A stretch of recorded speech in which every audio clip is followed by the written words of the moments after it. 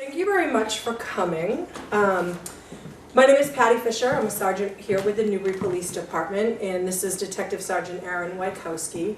I work a lot with the Council on Aging for town issues with senior citizens, and Aaron oversees investigations that happen on each of the shifts. So he gets kind of like this grand eye view of what's going on. And a month or so ago, a couple months ago, he came to me and said, hey, can we partner up to put this presentation together about elder scams, because we're seeing getting a lot more reports here at RPD about elder scams that are happening. And we want to make sure that people know kind of the warning signs, why elders are targeted, what the scams are, and what to do about it, and how to prevent falling victim to being a victim of those scams. So we've put this presentation together. You guys have handouts that you're going home with that go through in more detail all of the different types of scams that are out there. We're going to talk today about the ones that we're actually seeing here in town. That doesn't mean the ones in the packet that we're not going to see, but we'll talk to you about the ones that we actually see here in town. So, wanna click? Click. This is our direct contact information. If we can get you guys pens, you can write it down. Emails, phone numbers, direct extensions. You need a pen?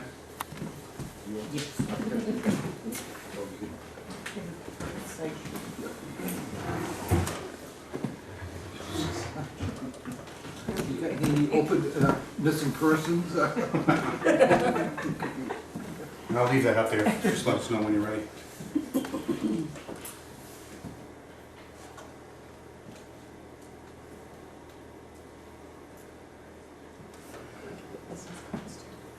Yeah.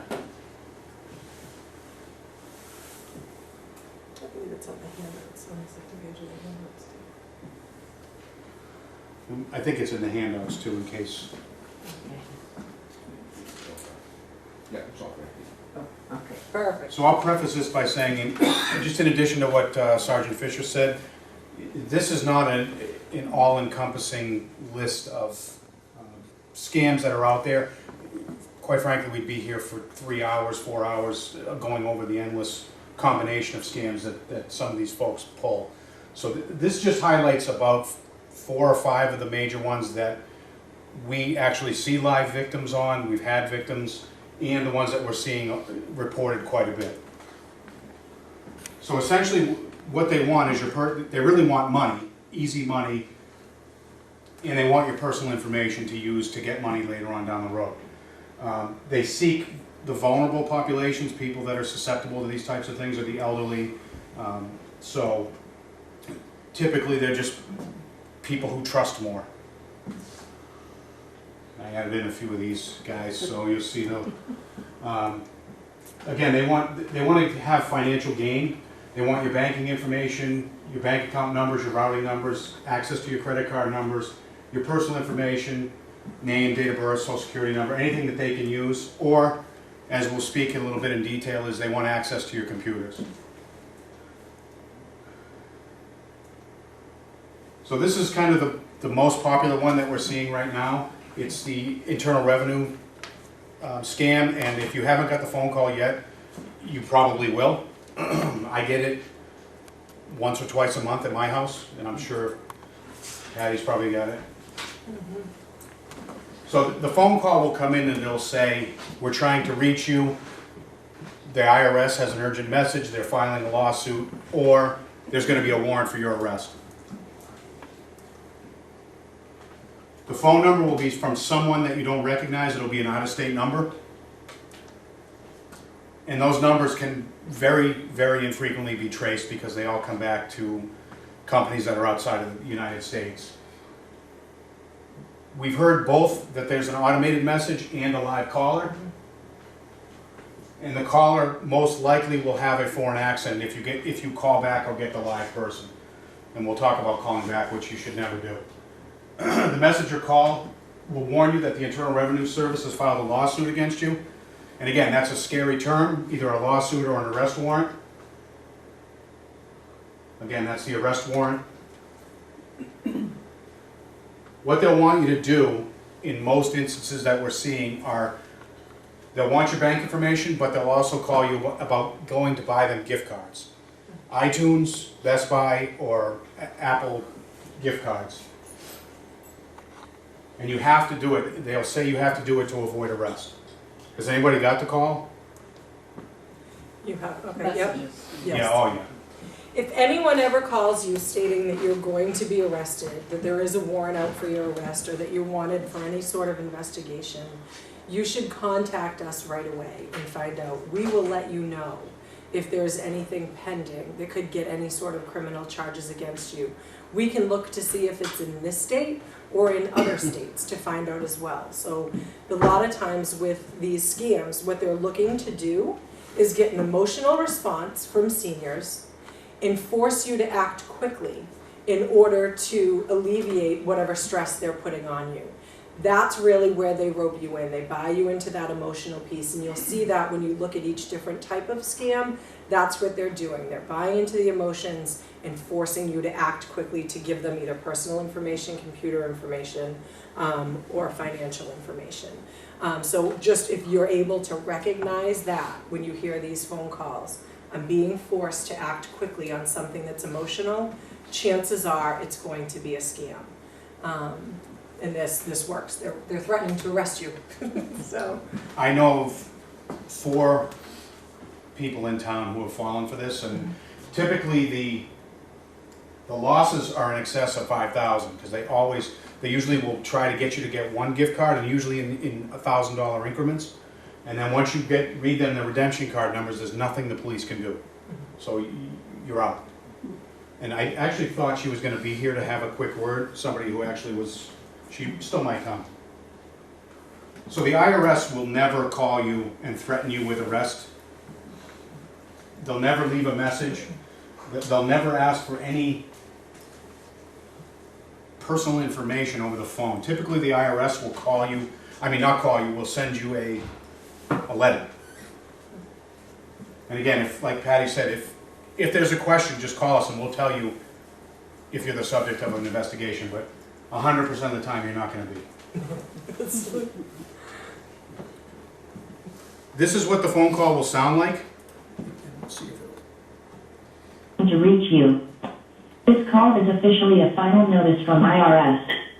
Internal Revenue Services. The reason of this call is to inform you that IRS is filing a lawsuit against you. To get more information about this case file, please call immediately on our department number 253-214-4667. I repeat, 253-214-4667. Thank you. At least they're polite. And this is just a short little clip that I pulled off of NBC Nightly News.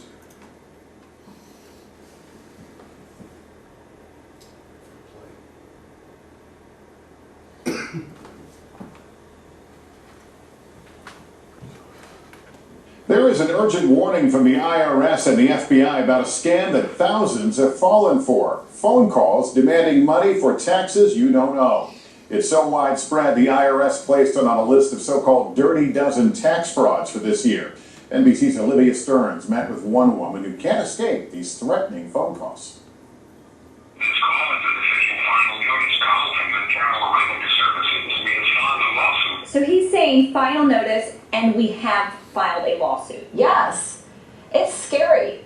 That's the 3rd call Gretchen Lindquist has gotten in just 3 weeks from someone pretending to be with the IRS and demanding money. It's very upsetting.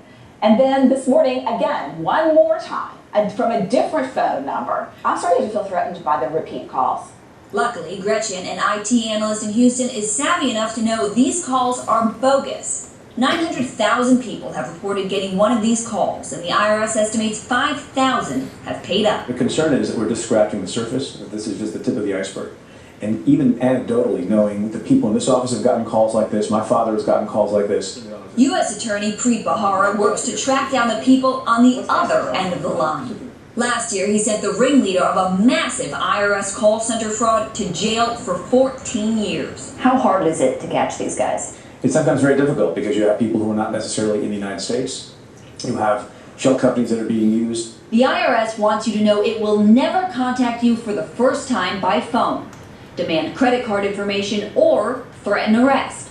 Gretchen and I decided to call one of the numbers back. Thank you for calling. Investigation team of IRS. How can I help you? You just called my friend and threatened her with a lawsuit, claiming to be a federal agency. Good one. For Gretchen, though, it's no joke. I don't even want to answer the phone. I'm about to get my cellular phone number changed. Now, if you do get a call like this, the U.S. Attorney is asking that you please hang up the phone and report it to the FBI. You can do so right on the website or by phone. But Lester, remember, no matter what, the most important thing here is please do not give your Social Security number out over the phone. How about that reaction? It's a prank. It's a prank. Unbelievable. Hey, NBC News fans.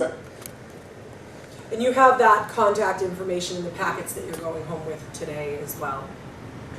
And we probably get 10 of these reported to us a week from residents in town receiving the phone calls, so. Oftentimes they're saying, just wanted to call and let you know I got the phone call, I didn't fall victim to it, but that the calls are being made, so a lot of times people will just call to let us know that it's out there. Any questions on the IRS scam? If you ever just get a recording, just hang up. There is some technology out there where we have caller IDs, and a lot of times we were taught to depend upon the name on caller IDs. There are ways out there now where if you look at the caller ID, it can actually say the name of the person who's claiming to call you, or it can say IRS. So there are tools where they can manipulate how the name of the call comes across, the name associated with the number. So that's something to be aware of too. Your caller ID might very well say IRS or something along those lines for the scam that comes in. So don't fall for that part either. This next one is fairly common. We get a few of these too. This is a Microsoft text scam, and the way that this works is you'll be working on your computer, and then a screen will pop up. It could look like this. It could be a blue screen that will look official, and it'll say your Windows drivers are out of date, your Windows securities, and then you have to call them. Or they may reach out to you saying that there's a problem with your computer, and we'll talk about that. So some of this is a cold call, and again, it'll probably be somebody with a foreign accent, because as we found out, a lot of these scammers are not in the United States, but they do use people in the United States. You can receive a pop-up, which I'll show you, and it's directing you to call, and it can look official. What they may do is they may have you sit at the computer, and they're going to talk you through how to remotely access it. So they're going to tell you to press the Windows key and R, which is the run key. They're going to have you enter a security code, and it's going to give them access to it. Once they have access to it, they can install spyware or other things to make your computer not work well or give the appearance that it's working well, and then they can control it to make it not work well, and then you call them back for more money. And this is where they'll get your bank accounts, your credit card numbers, your gift cards, and your passwords.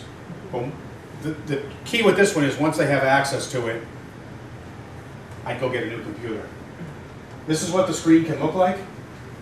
It looks official. And this is kind of why I invited Martha here, because she's going to say a couple words about what happened to her. Now. Now. I really didn't get this one, but You want to come on up here, Martha? but I got a phone call from a foreign-sounding person who said, "Are you having trouble with your computer?" Which I almost always have trouble with my computer. So sure, yeah. Will you go sit at it? Which I did, and told me all the things that were wrong, and he fixed it. And now, I will guarantee to take care of it for 5 years for $300, but don't have anybody else touch it. So now, that sounds good. So I was ready to get my credit card, but no, he wanted my bank routing number. And even as I'm giving it to him, I'm saying, I can't believe I'm doing this. $300. I watched when my statement came to see if more than 300 had gone, and no, it hadn't, so I thought, well, that's good. A little while later, I got another call from this, I say the same guy. And this time, I really won the lottery. 100 people are getting free care for life.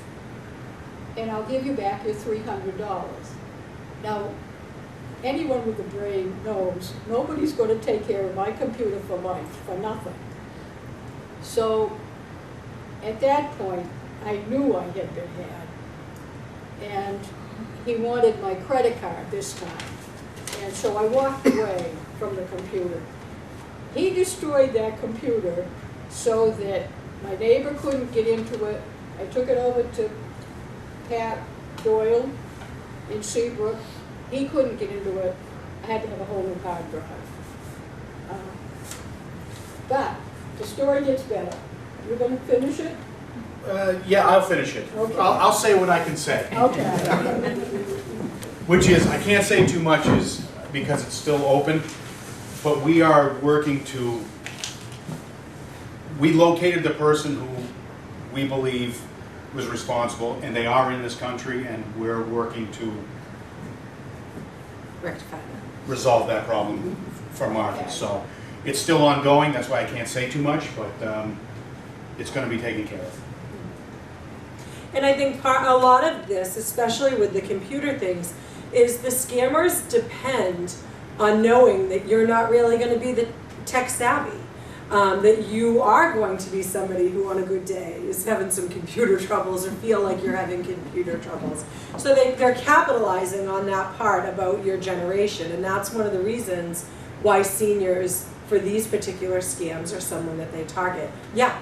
I got that phone call, and I told them, well, I'll call you back, I'll call your MS, Microsoft. They said, no, we'll deal with it. I said, no, and I hung up. And he had a foreign son, East Indian. So I called Microsoft, and it was Microsoft. But they're in India. So he has an accent. Yeah. Well, you can't just depend on that, but I think you did the right thing. Right. You stopped it in its track. You said, I'm going to place a phone call to what I know is a valid number, what is the number that I trust for Microsoft, and figure this out, But so you were tech savvy in that particular instance. And these scammers are aggressive. During Martha's case, I spoke to dozens and dozens of people in her situation, and all of them reported the same thing, that the follow-up phone calls were increasingly aggressive, demanding, threatening. So they do. This video is 22 minutes long. We're not going to play the whole thing. I'm going to play like the first minute or two because it does show that what this guy is actually somebody who's trying to turn it around and make this scammer sound kind of foolish, which he does a good job, but this will show you what they sound like.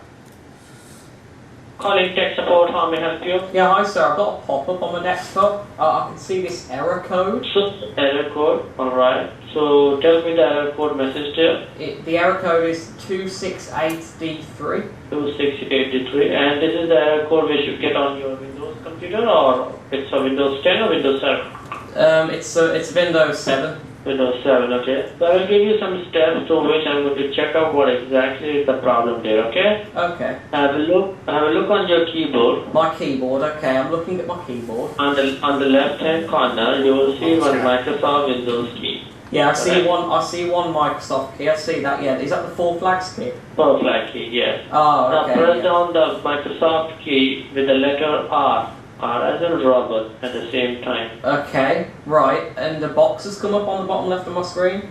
What is written there? It says open, and it's a rundy box. It's an open box, alright? Yeah. So type in there I as in India. Yep. E as in Edward. Right, okay. X as in X-ray. Okay. P as in people. P as in people. L as in Larry. L as in Laura, okay. O as in orange. O as in orange. R as in Robert. R as in Randy, okay. Yeah, the network. Okay. So, kind of just, that's, what he's doing, he's getting remote access to his computer, and then they can go in and you'll actually see the mouse moving around, which I think happened with Martha, is she could sit at the computer and he was manipulating her whole system, so.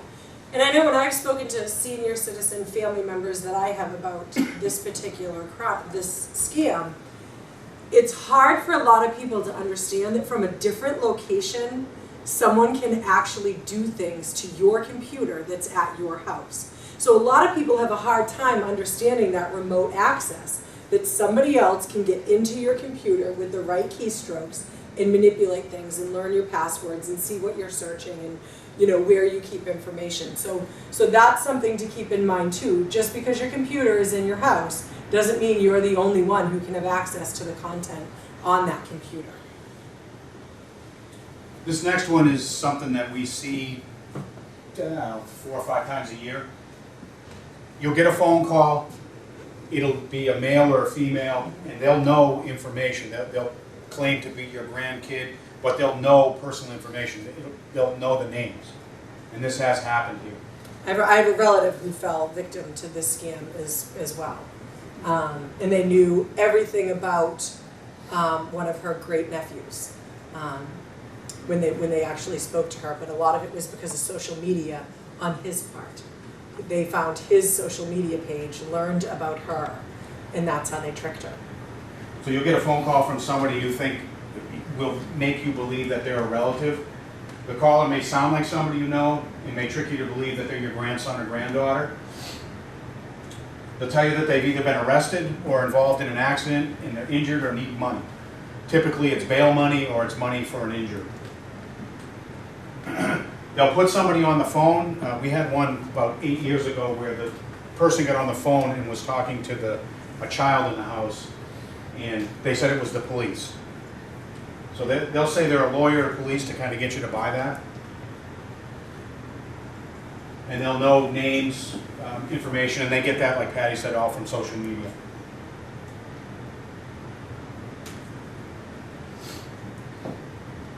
Good. Now, so if you ever get this one, there are ways to, you don't have to do it so quickly. You can check normal means by either calling the relative or checking with your son or daughter to make sure before anything, before you can send them money that you can never get back.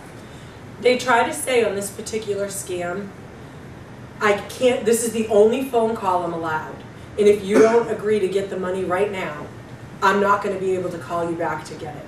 So again, they play into that quick emotion right then and there. I need to agree to get you this money right now, so that you feel like you can't hang up the phone and call your daughter, your son, to find out if their grandchildren, their children are in trouble or anything like that. But just know when someone's making you respond fast and emotionally in order to get money, it's going to be a scam 100% of the time. So that's what this one plays on, is I need it. I'm in a foreign country with my particular relative. He was in India. I'm in India. In order for me to go, I need the money right now. They're actually going to get me to the airport right now. If you send the money, if we hang up right now, I won't get out of here. You can't call me back in order to get the money. And she panicked and she did what she was supposed to do. And these are a lot of money. To do. Yeah. These are several $1,000s. $10,000 can be, yep. So with the advent of email, and you might have already received one of these. I get these all the time in my email. I've won the lottery, or some Nigerian prince wants to send me his money. It's usually email, but it can also be in letter. They also do these online dating sites, things like that. They tell you that you've won or are eligible to receive a large sum of money. This almost exclusively originates overseas, and they use middlemen in the United States to funnel the money through. Delete it, don't respond to it. Typically there will be, in the body of the email, very easy ways to pick these out. It's grammar, spelling, capitalization. If you see that, or a fake Gmail account. It's all a scam. Sometimes they pose as lawyers, offering you a large inheritance. It'll probably be $1 million to $30 million. They'll may ask you to pose as a next of kin as an unclaimed inheritance. Looks convincing. They'll use official letterhead if you get the letter in the mail. But again, certain spelling mistakes and grammatical errors, that's how you pick these out. You're going to get fake documents. Most likely this next one here I think says it. They're going to send you a check that looks legit, and when you cash it, they're going to ask you to use a wire service or gift cards to send the money back. The check will be fraudulent, and then you're going to be responsible for the money. A lot of these are just, they want to get little amounts, and then they'll keep going back to you and keep going back to you. They offer to meet you in person, but that never happens. So if anyone sees Western Union in anything, just that's a red flag. A number one red flag is never send Western Union. So if you see this label or that label, we can't recover money that is sent out through Western Union. Western Union money is as good as giving cash to somebody and then never seeing them again. So there's no way to get back anything that you've given through Western Union. You know, a lot of times you'll send it from Walmart in Seabrook to a Walmart in California. They're going to wire it overseas. So you might be able to find those people in California, but you're never going to get the money back. And those people there typically are never charged with crimes because they've responded to some fake job ad where they get to keep $100 to $200 a whack and then send the $7,000 or $8,000 overseas. So these are the biggest ones we see are the gift cards. If they're asking you to send gift cards, redeem the redemption numbers, iTunes, Best Buy we've seen, and then these prepaid Visa cards, the green dot. Yeah. So I'll let Patty talk about if you have been scammed. There are some things you can do to protect yourself. So, like I said, if you know, recognizing when you're potentially in the process of being scammed, like you said, your instincts were good. When you were in the middle of giving information, you knew in the back of your head, this might not be right, but you continue. Be confident in your own assessment of this. Recognize when you've got that emotional piece going on, and feel free to say, stop, hang up, and then give us a call. You get one of those emails, you can print it out, you can log into your computer, bring your phone, whatever here, and say to any one of the officers, is this a valid email? Have I really won that money, that lottery through the Nigerian prince? Let me know and I'll click yes. You know, so we are here as a resource to confirm yes or no. One of the things we haven't talked about too, but happens a lot in town, is the door-to-door sales and the door-to-door scams, where people will come and say, hey, your roof needs to be done, or I can do lawn work and things like that. You can feel free to take their information and come to the police station and say, is this a valid person? And we will look into it for you.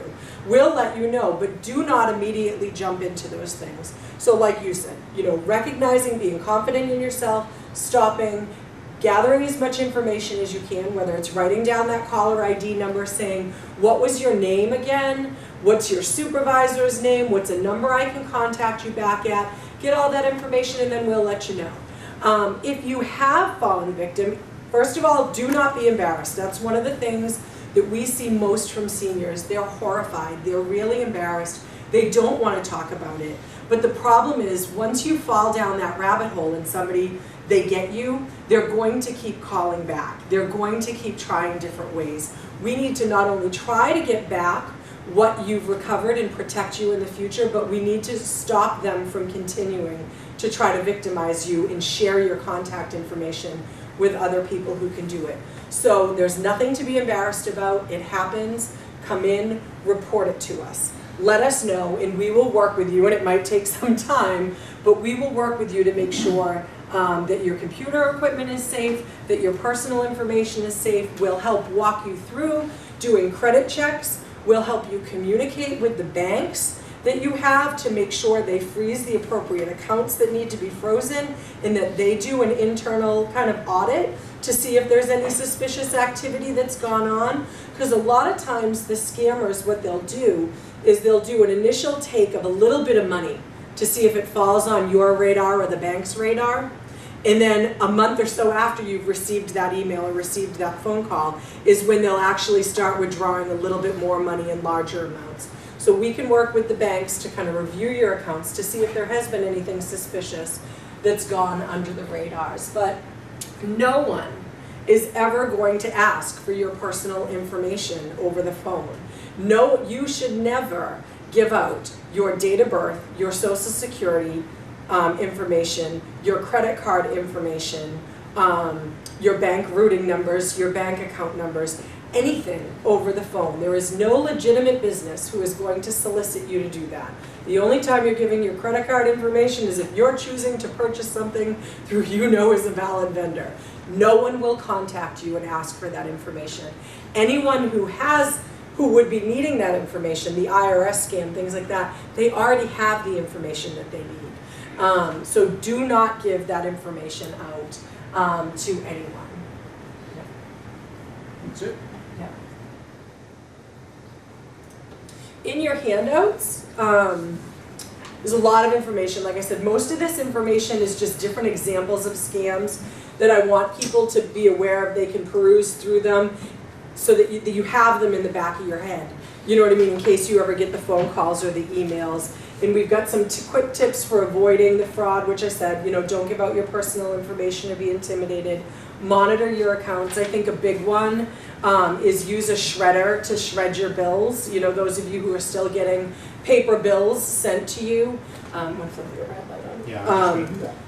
Use a shredder before you put anything out in the trash. In the door-to-door sales, this is my pet peeve.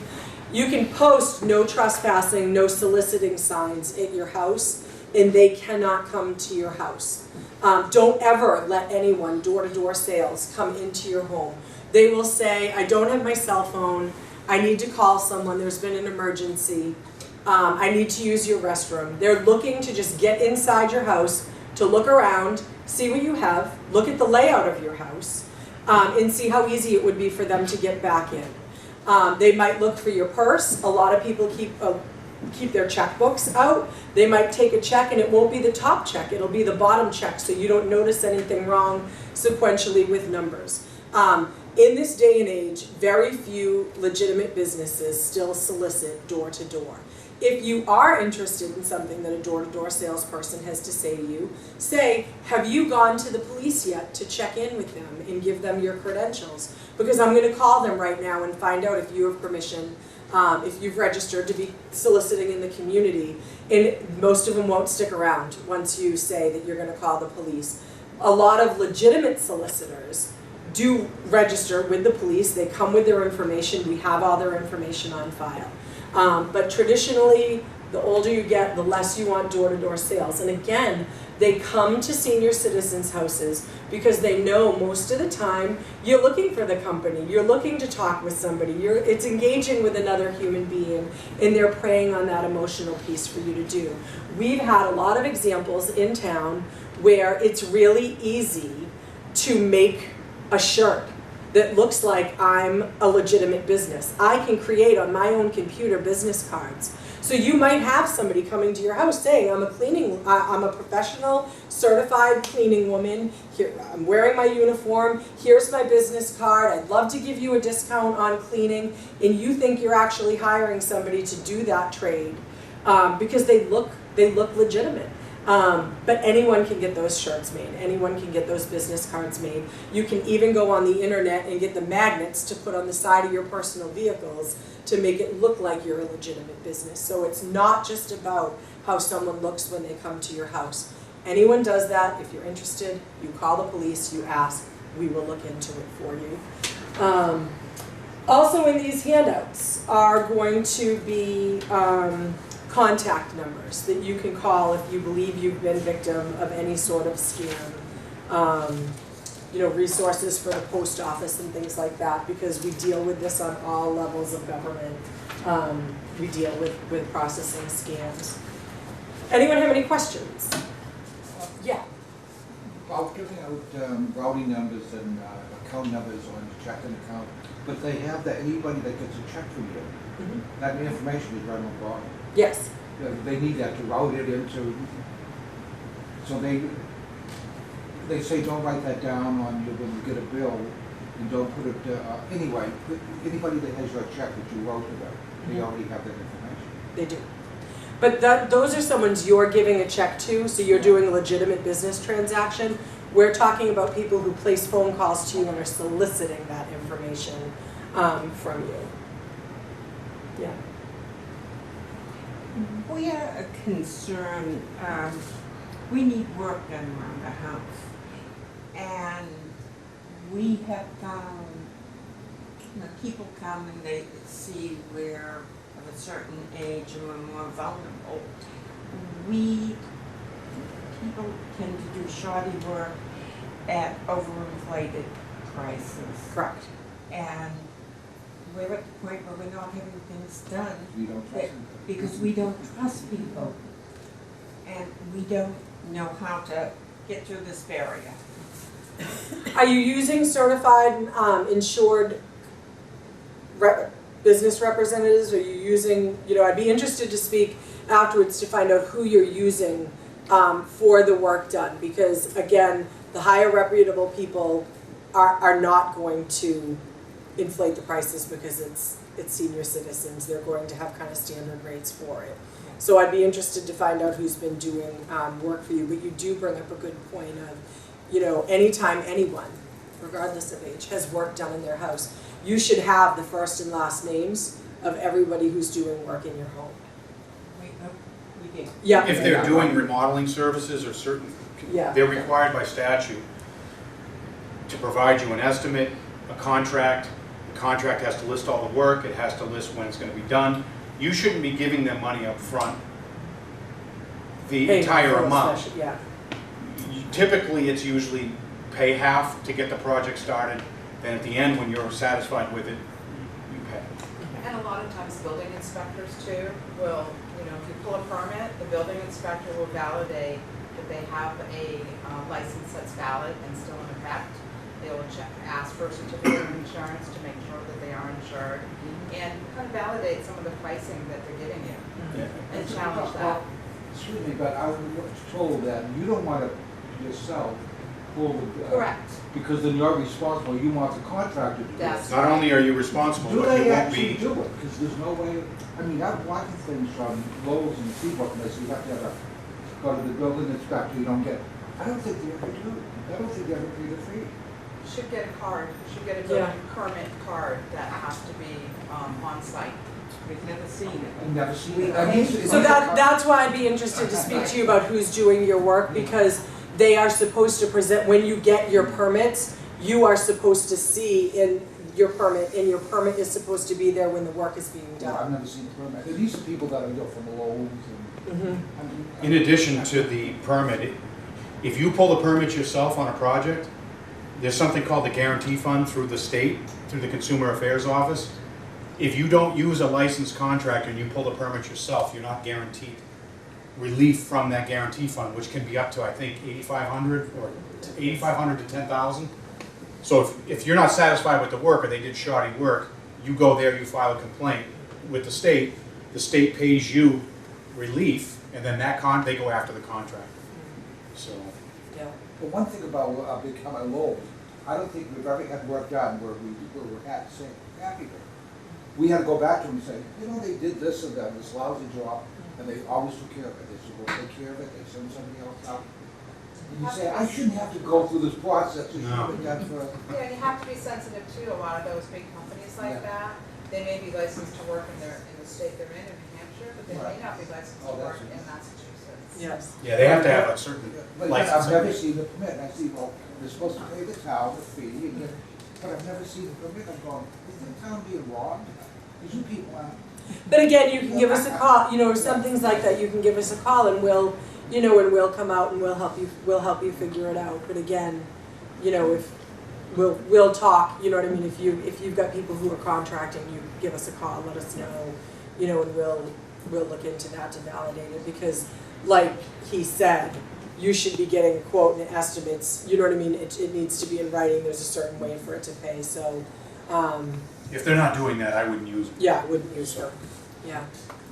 All right. Any other thoughts? We've got some goodies in the back, we've got some food over there for anyone who wants, and there's also some, paraphernalia from senior helpers back there on the table that if you guys want to grab some cards or water bottles or anything, you know, you can help yourself to that too. All right. Thank you guys. Thank you.